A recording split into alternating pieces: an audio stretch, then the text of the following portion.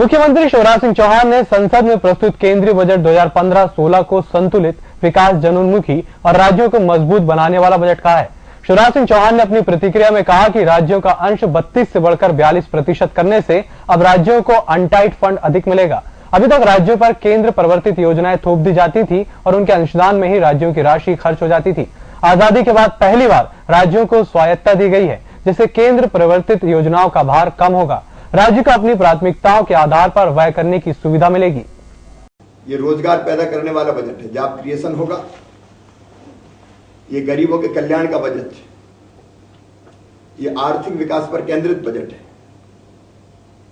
और सबसे बड़ी बात इसमें है कि राज्यों को और मजबूत करने का काम किया गया है।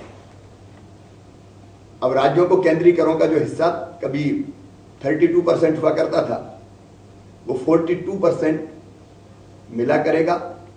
इसके कारण राज्यों के पास जो अनटाइड फंड है, अभी तक ये होता था कि केंद्र अनेकों योजनाएं, केंद्र प्रवर्तित योजनाओं को राज्यों पे एक तरह से लाद दिया करते थे और राज्य के जो स्रोत होते थे, रेवेन्यू के जो हमारे सोर्सेज थे, वो सेंट्रल स्पॉन्सर्ड स्कीम के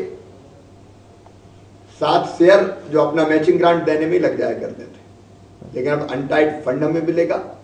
आजादी के बाद ये क्रांतिकारी फैसला हुआ है कि राज्यों को स्वायत्तता दी गई है, काम करने की आजादी दी गई है। प्राथमिकताओं के हिसाब से वो अपने जो रिसोर्सेज है उनका उपयोग कर सकते हैं।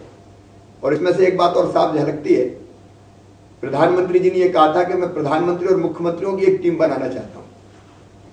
इस बजट में वो भावना प्रतिबिंबित हुई है।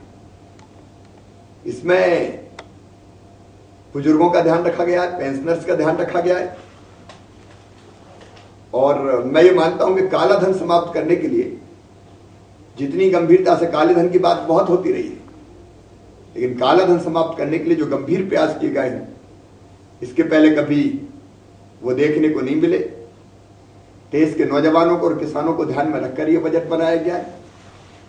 और इसलिए चाहे वो सिंचाई का मामला हो, नौजवानों को रोजगार उत्पन्न करने का मामला हो, इस पर विशेष रूप से ध्यान दिया गया है।